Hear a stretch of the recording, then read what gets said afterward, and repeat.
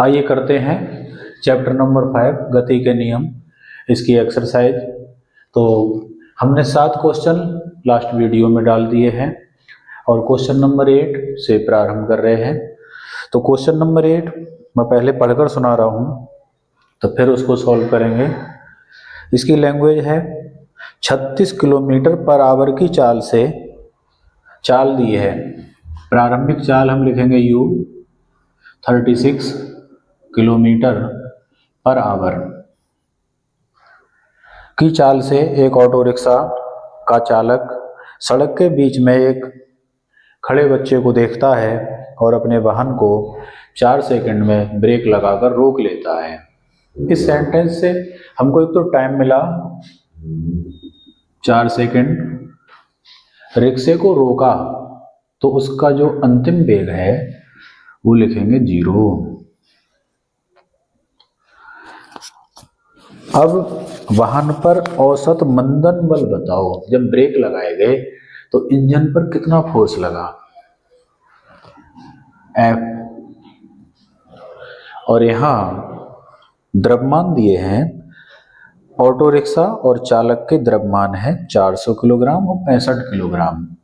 Rickshaw का द्रव्यमान मैंने लिखा M1 400 किलोग्राम और चालक का द्रव्यमान लिखा M2 65 किलोग्राम। F निकालना है। न्यूमेरिकल करने की बहुत मूल मंत्र जो इजी ट्रिक है वो ये है कि क्वेश्चन में से पहले मान लिख लो, कोई मात्रक चेंज करना है उसे चेंज कर लो MKS पद्धति में। तो ये है 36 किलोमीटर पर आवर, इसे हम मीटर पर सेकंड में चेंज करेंगे। तो 36 इंटू 5/18, 18 एकम 18, 18 दूनी 36, 2 गुणा 5 हो गया 10। बदल लिया, ये MKS में है, ये भी MKS में है, नो चेंज। फोर्स का फॉर्मूला होता है M इंटू A। M तो मैं लगाऊंगा इन दोनों का टोटल, प्रॉब्लम एक ही आ रही है, A यहां नहीं है। तो या तो फर्स्ट इक्वेशन ऑफ मोशन गति के पहले समीकरण से A का मान निकालेंगे या A का फॉर्मूला रख देंगे M into V minus U upon T। ये त्वरण का सूत्र होता है, गति के पहले समीकरण से ही निकालते हैं। इसमें सबकी वैल्यू पुट करते जाओ। तो पहले क्या है M इन दोनों का टोटल आएगा 465, V 0, U 10 अपॉन T 4। 0 में से 10 घटाएंगे तो माइनस के 10 बचेंगे। तो हमने लिखा 465 इंटू 10 और इसका जो माइनस है वो शुरू में लगा दिया अपॉन 4। 4 से 465 को भाग करेंगे, तो 4 से भाग करेंगे 465 को, 4 एकम 4 उतारे 6, 4 एकम 4 बचे 2 उतारे 5, 4 छक 24 बचा 1.0, 4 दूनी 8, 116.2, 4 दूनी 8 बचे 2, 0 आएगा, 4 पंजे 20। तो ये आएगा माइनस 116.25 इंटू 10। 10 से इसकी जब मल्टीप्लाई होगी तो ये पॉइंट एक अंक दाईं तरफ को हटेगा, तो आंसर हो जाएगा माइनस 1162.5। ये माइनस में इसलिए आया है, ये ऑटो रिक्शा की गति के विपरीत लगेगा, ब्रेक जो होंगे वो उसको रोकेंगे।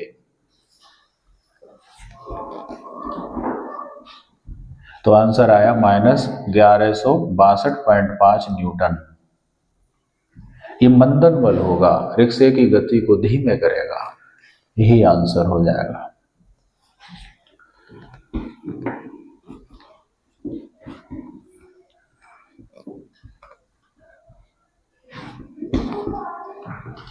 क्वेश्चन नंबर 9, 20,000 किलोग्राम उत्थापन संहति के किसी रॉकेट में 5 मीटर पर सेकंड स्क्वायर का त्वरण के साथ ऊपर की ओर विस्फोट किया जाता है। एक रॉकेट है और उस रॉकेट का जो द्रव्यमान है वो दिया है 20,000 किलोग्राम। 20,000 किलोग्राम। ये रॉकेट ऊपर की ओर छोड़ा गया और इसका एक्सेलरेशन दिया है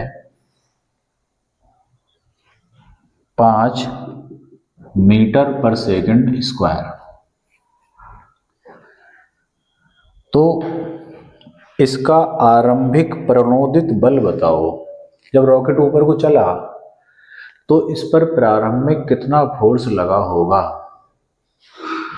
तो देखिए, एक तो ये ऊपर को मोशन कर रहा है, तो एक तो फोर्स इसमें होगा F = ma, और ग्रेविटी इस पर किधर को लग रही है, नीचे को, तो इसका भार हो जाएगा +mg।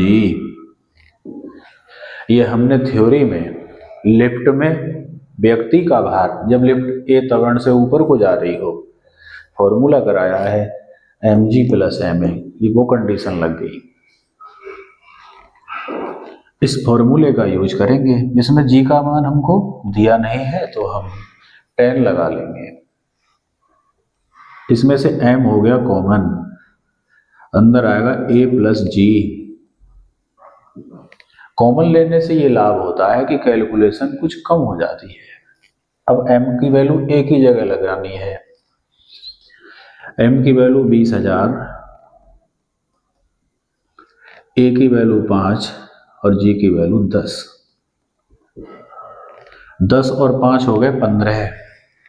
15 की 2 से गुणा हुई, 15 दूनी 30 मल्टीप्लाई, और ये जीरो कितने हैं, 4, उन्हें लिख दिया 10⁴ न्यूटन। इस जीरो को मैं चाहूं तो पावर में ऐड कर दूं तो पावर हो जाएगी 5, तो हो जाएगा 3 10⁵ न्यूटन। ये आंसर हो जाएगा।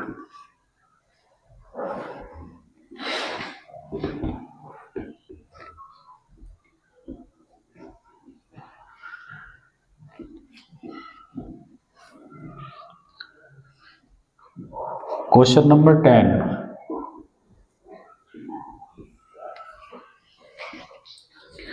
उत्तर की ओर 10 मीटर पर सेकंड की एक समान चाल से कोई 0.4 kg सहनती का पिंड दक्षिण दिशा के अनुदिश 8 न्यूटन के स्थायी बल 30 सेकंड के लिए आरोपित किया गया है। कोई 0.4 किलोग्राम द्रव्यमान का पिंड है, हमने लिख लिया। वो उत्तर की ओर जा रहा है और उसकी जो प्रारंभिक चाल है वो है 10 metre per second north direction में।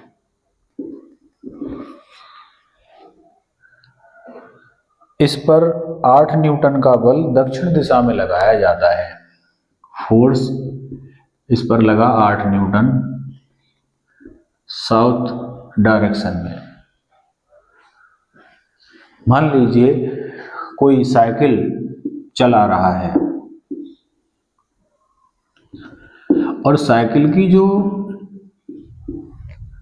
डायरेक्शन है गति की वो आगे की ओर है। साइकिल आगे को जा रही है, स्पीड आगे को है, और कोई दूसरा बच्चा उसका कैरियर पकड़ के पीछे को खींच रहा है, लेकिन फिर भी साइकिल चल रही है, उसकी स्पीड कम हो गई। ऐसी अवस्था यहाँ पर हो रही है। वस्तु गति कर रही है उत्तर दिशा में, लेकिन कोई उसे खींच रहा है पीछे को दक्षिण दिशा में, तो वहां उसकी स्पीड घटेगी और वो फोर्स जो होगा मंदन बल कहलाएगा। ऐसी अवस्था में इसे हम नेगेटिव लेते हैं। आगे दिया है यह 30 सेकंड तक फोर्स लगाया गया, टाइम 30 सेकंड। जिस क्षण बल लगाया गया उसे t बराबर 0 मान लिया जाए तथा उस समय पिंड की जो स्थिति है, पोजीशन है, उसे x बराबर 0 मान लिया जाए। ये समझने के लिए मैंने दर्शाया है। इस अक्ष पर हमने टाइम लिया है, यहाँ टाइम क्या होगा, 0।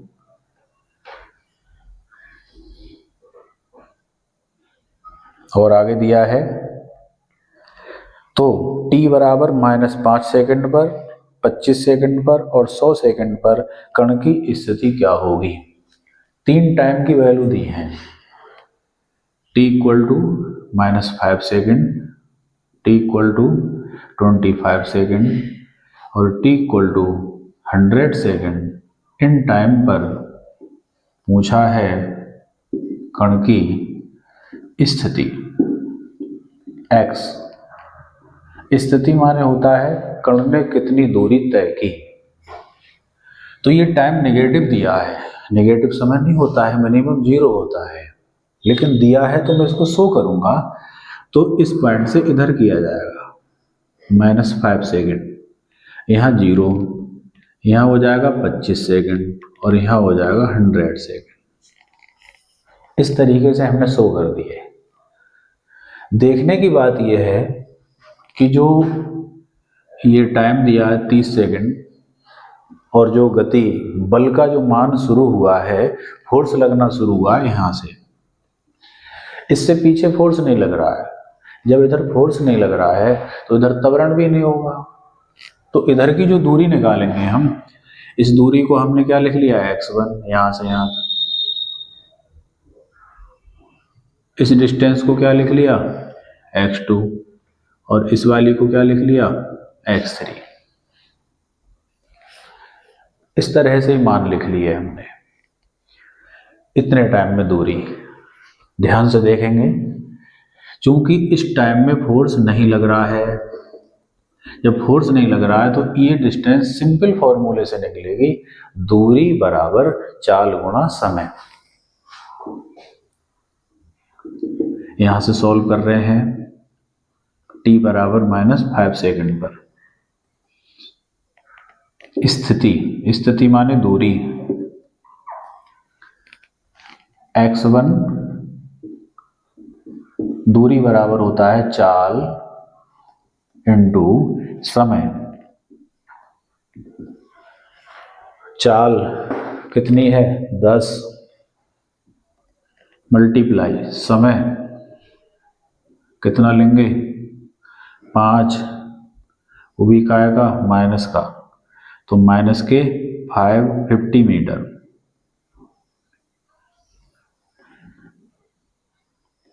ये आंसर आएगा इस टाइम पर जो डिस्टेंस निकालेंगे हम वो।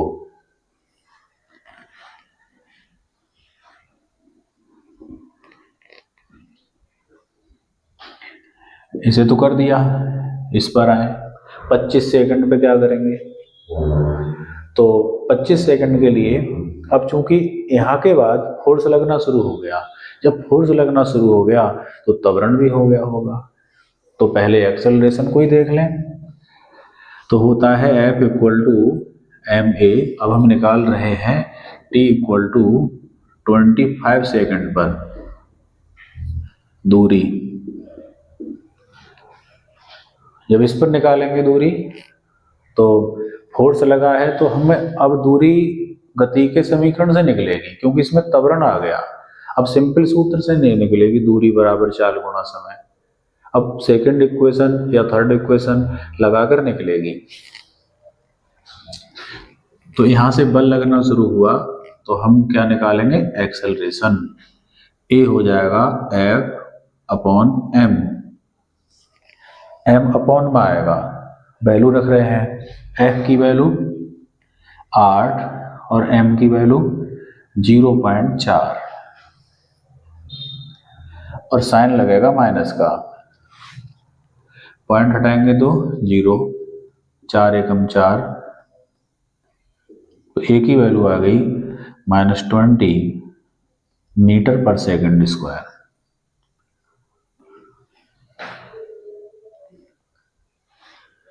निकालना क्या है,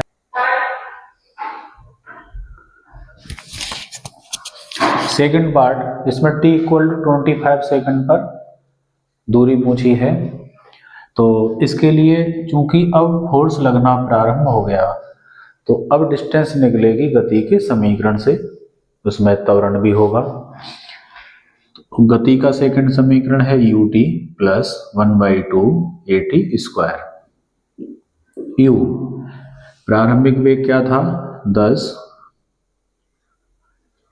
और t कितना लगाएंगे 25 प्लस 1/2 a का मान आया था हमारा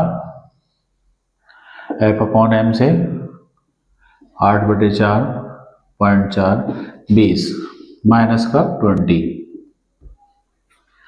t 25 लगेगा और इसका स्क्वायर। पहले हमने -5 सेकंड पे निकाला, अब इसमें निकाल रहे हैं। u की वैल्यू 10, t का मान 25, a की वैल्यू रख दी, t की वैल्यू रख दी। यहाँ 2 से कटेगा, 25 की 10 से गुणा होगी 250, ये साइन माइनस का है, माइनस 10 इंटू 25 का स्क्वायर 625,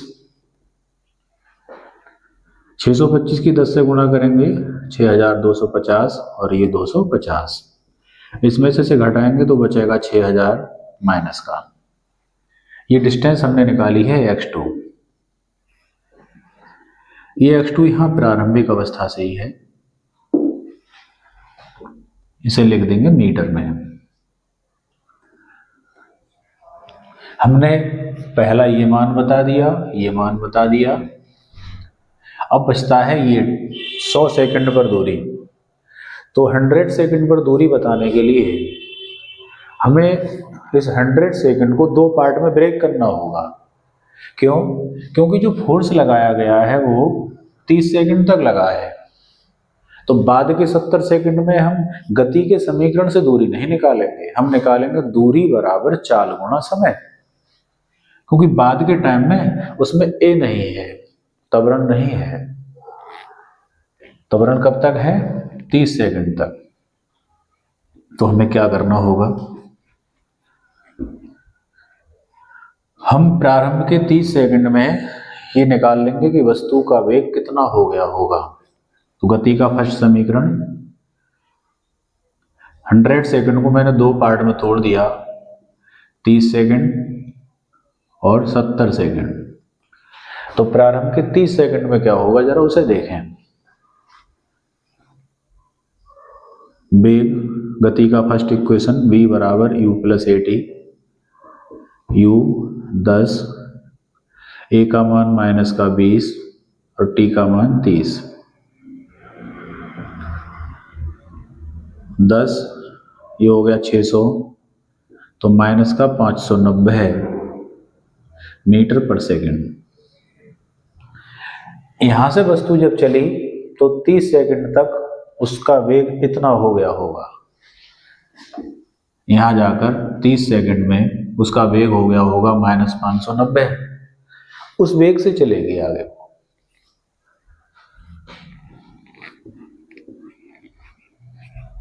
इस वेग से जब वो चलेगी तो आगे की जो दूरी तय करेगी x3, उसमें सिंपल फॉर्मूला लगेगा, दूरी बराबर चाल गुणा समय। तो हम लिखेंगे x3 बराबर चाल इंटू समय। तो चाल कितनी है बाद की? -590 है। समय बाद का कितना है? 70 सेकंड। इनकी गुणा कर लेंगे, 0 0 आ गए, 7 9 63, 7 5 35 और 6 41 मीटर। ये आ जाएगा।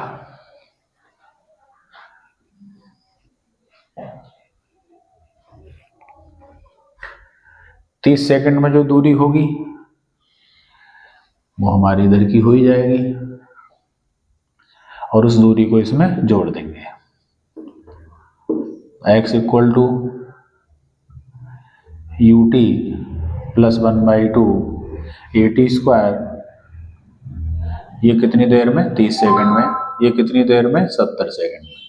30 सेकंड में निकालेंगे तो u का मान प्रारंभ से जो चला आ रहा होगा हमारा 10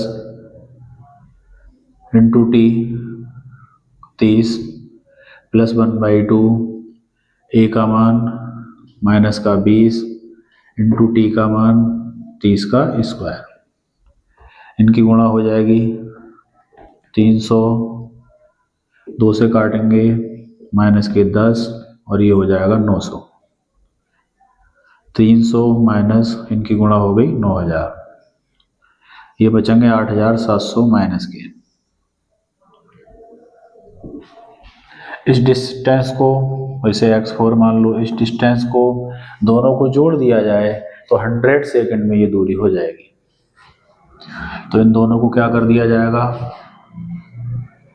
कुल दूरी x बराबर x3 प्लस x4, इनको जोड़ने पर जो फाइनल आएगा वो मान हो जाएगा 41,300 माइनस 8,700, 0 0 7 3 10, 8 1 9 10, 4 और 1 5।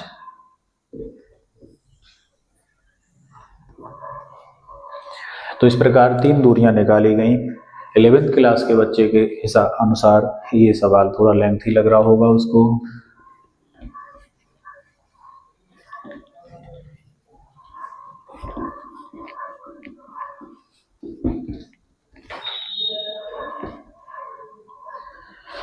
अब हम करते हैं क्वेश्चन नंबर 11।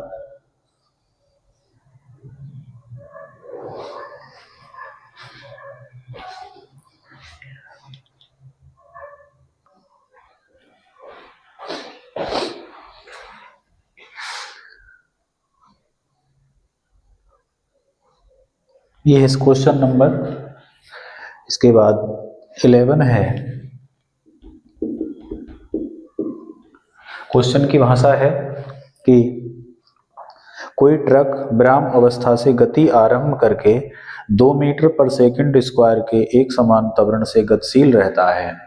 कोई ट्रक है, वो रेस्ट में था, विराम में था, और इसके बाद 2 मीटर पर सेकंड स्क्वायर का एक्सेलरेशन उसमें उत्पन्न होता है।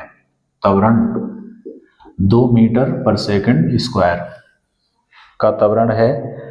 t बराबर 10 सेकंड पर, टाइम दिया है t equal to 10 second. Truck के ऊपर खड़ा एक व्यक्ति धरती से 6 मीटर की ऊंचाई से कोई पत्थर बाहर गिराता है। जमीन से 6 मीटर की हाइट है, ट्रक के ऊपर कोई आदमी खड़ा है, वहां से पत्थर गिराता है। तो ये हमने आगे की ओर जो दिखाया है, जब हम गतिशील ट्रक से कोई पत्थर गिराएंगे तो प्रारंभ में जड़त्व के कारण कुछ देर पत्थर आगे को चलेगा, फिर गिरेगा, एकदम सीधे वहीं नहीं गिरेगा। तो ये दिखाया है हमने कि पत्थर पहले आगे चलेगा फिर गिरेगा। आगे दिया है, इसमें पूछा है कि t बराबर 11 सेकंड पर, 11 सेकंड पर पत्थर तो इस समय गिराया गया, लेकिन उसकी लोकेशन पूछी है 11 सेकंड पर, 1 सेकंड बाद। 11 सेकंड पर पूछा है पार्ट ए, पत्थर का वेग, पत्थर का वेग। तो और सेकंड पार्ट में पूछा है त्वरण, तो पत्थर का वेग मैंने लिखा v। तो देखिए होगा क्या, जैसा कि हमने बताया, गतिमान वस्तु से जब कोई चीज हम छोड़ेंगे तो वो सीधे ना गिर के कुछ आगे चलकर तब गिरती है। तो यहाँ वेग के 2 घटक हो जाएंगे, क्षैतिज दिशा में, ऊर्ध्वाधर दिशा में। तो हॉरिजॉन्टल डायरेक्शन में ये v1 है, पहले मैं इसको फाइंड करता हूं। तो v1 equal to u plus at, इसके लिए जो त्वरण आएगा वो a आएगा, इसके लिए जो त्वरण आएगा वो g आएगा। ये ध्यान देने की बात है। u क्या रखेंगे 0, a की वैल्यू 2 और t का मान 10।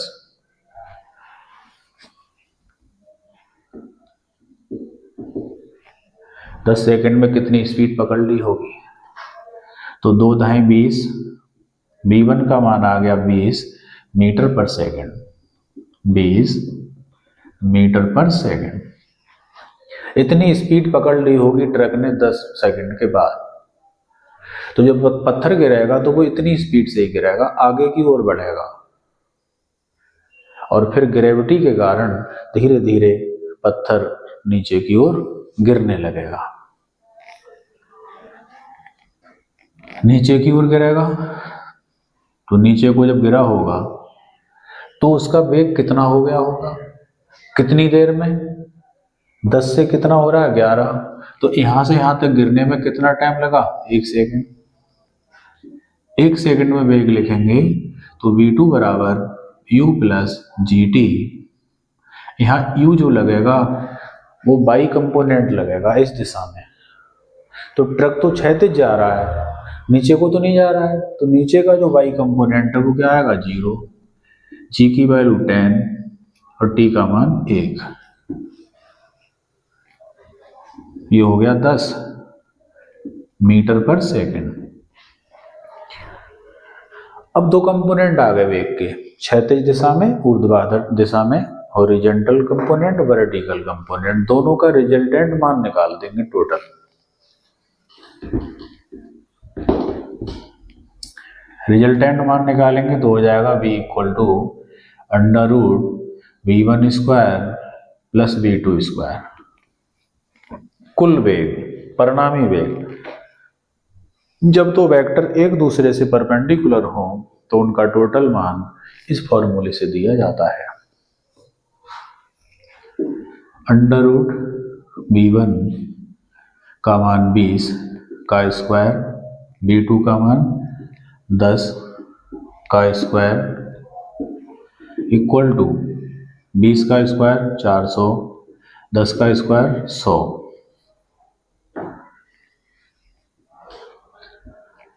400 और 100 हो गए 500। 500 को लिख सकते हैं 5 गुणा 100, 100 का वर्गमूल 10 रूट 5। इसे हम ऐसा भी छोड़ सकते हैं और चाहें तो 10 और रूट 5 की वैल्यू 2.23, 10 से गुणा करेंगे तो हो जाएगी 22.3 मीटर पर सेकंड। तो रिजल्टेंट जो वेग हो जाएगा वो 22.3 मीटर पर सेकंड हो जाएगा, जिससे पत्थर गिरेगा।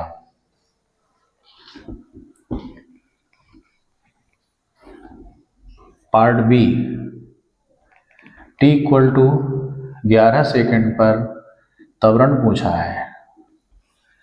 अगर 10 सेकंड से पहले पहले त्वरण पूछें यहां से यहां तक, तो त्वरण की वैल्यू वो आएगी जो a का मान था 2 metre per second square. 10 second के बाद पूछेंगे तो बस पत्थर नीचे गिरने लगा, नीचे गिरेगा तो त्वरण g दिया जाएगा और g की वैल्यू हम क्या लिखेंगे? 10 मीटर पर सेकंड स्क्वायर। यही आंसर हो जाएगा।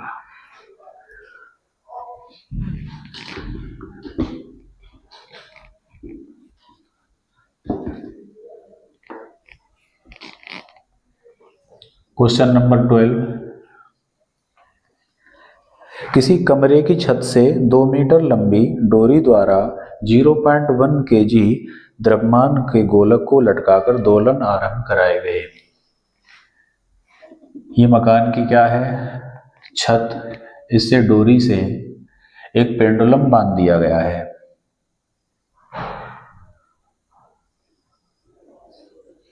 ये बांध दिया गया है। इस पेंडुलम से दोलन कराए जा रहे हैं, इस तरीके से छोड़कर ये दोलन कर रहा है। अब क्या हुआ? डोरी की लंबाई है 2 मीटर और इसका जो मास है वो है 0.1 kg। तो पूछा है कि गोलक का प्रक्षेप पथ क्या होगा यदि डोरी उस समय काट दी जाए जब गोलक अपनी चरम स्थिति पर हो। चरम स्थिति कहलाएगी इसकी जब ये क्षैतिज डायरेक्शन में आ जाएगा। जब ये गोलक यहाँ आ जाएगा उस समय ये स्थिति कहलाएगी उच्चतम पॉइंट कहलाएगा या चरम स्थिति कहलाएगी?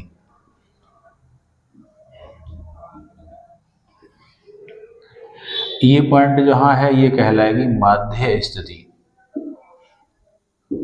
तो इसके दो पार्ट हैं और जो डोरी में तनाव लगेगा वो लगेगा स्थिर बिंदु की ओर। स्थिर बिंदु कौन है? जहां बंधा हुआ है, ये तनाव की दिशा होगी। तो पार्ट ए में पूछा है कि अगर ये गोलक पेंडुलम यहाँ पर हो और डोरी काट दी जाए तो ये इसकी गति की दिशा क्या होगी, गति कैसी होगी? तो देखिए, जब पेंडुलम इधर से इधर आता है तो यहाँ आकर उसकी स्पीड शून्य हो जाती है। जब स्पीड शून्य हो जाएगी और डोरी काटी जाएगी तो ये सीधा नीचे गिरेगा। तो इस पॉइंट पर काटने पर ये गिरेगा ऊर्ध्वाधर नीचे की ओर।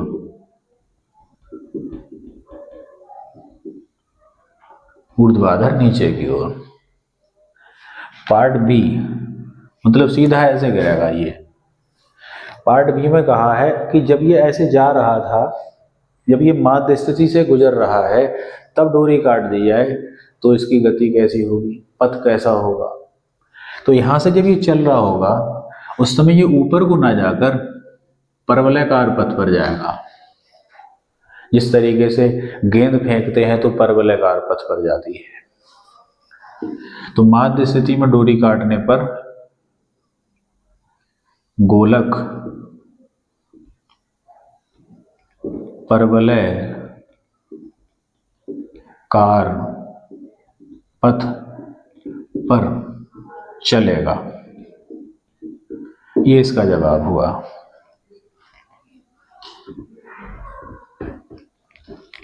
Question number 13।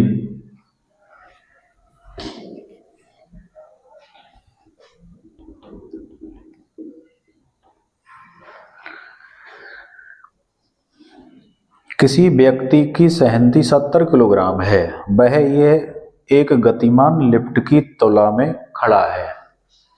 एक व्यक्ति है, उसका वजन है 70 किलोग्राम और वो व्यक्ति लिफ्ट के अंदर है। ये क्या है? लिफ्ट, इसके अंदर व्यक्ति है और व्यक्ति अंदर एक बैलेंस पर खड़ा है, तुला पर।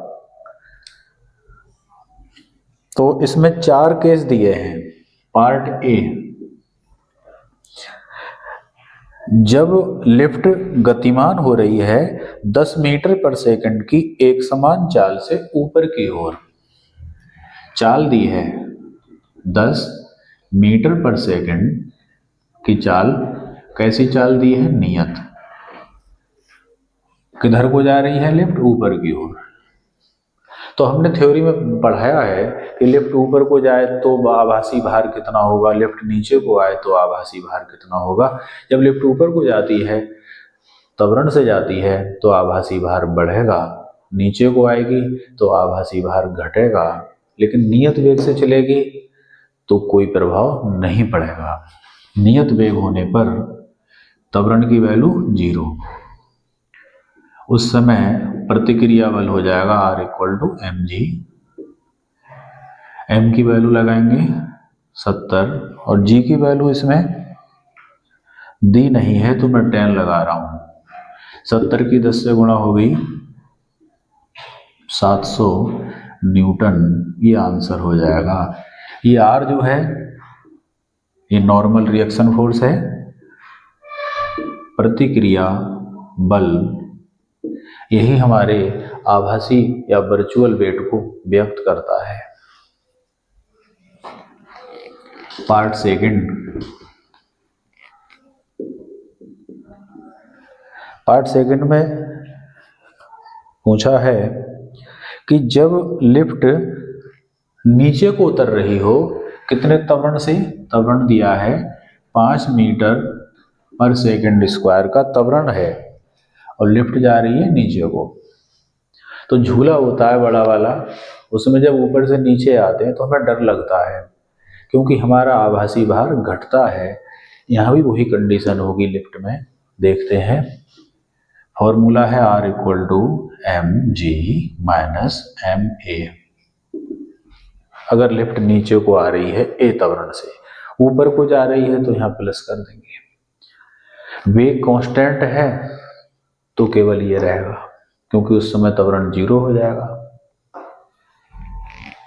तो ये लिफ्ट किधर को आ रही है, नीचे को। ये फॉर्मूला लगेगा।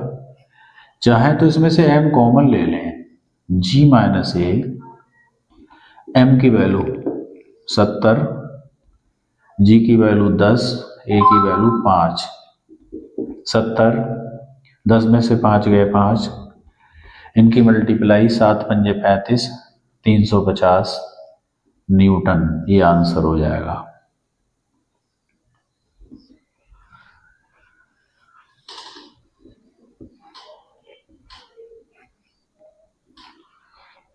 सी part, 5 metre square 5 metre per second square के त्वरण से ऊपर की ओर लिफ्ट जा रही हो। त्वरण दिया है 5 मीटर पर सेकंड स्क्वायर और लिफ्ट किधर जा रही है, ऊपर की ओर। ऊपर को जा रही है तो R इक्वल टू लिखेंगे m g plus a। m common ले लिया, m की वैल्यू 70, g की वैल्यू 10 प्लस a का मान 5। 70 इंटू 15, 15 सत्ते 105, आगे 0 न्यूटन। आभासी भार बढ़ जाएगा, और पिछले केस में देखा आभासी भार घट गया था। Case fourth, D part. यदि लिफ्ट की मशीन में खराबी आ जाए और वह गुरुत्वीय प्रभाव में मुक्त रूप से नीचे को गिरने लगे तो क्या होगा।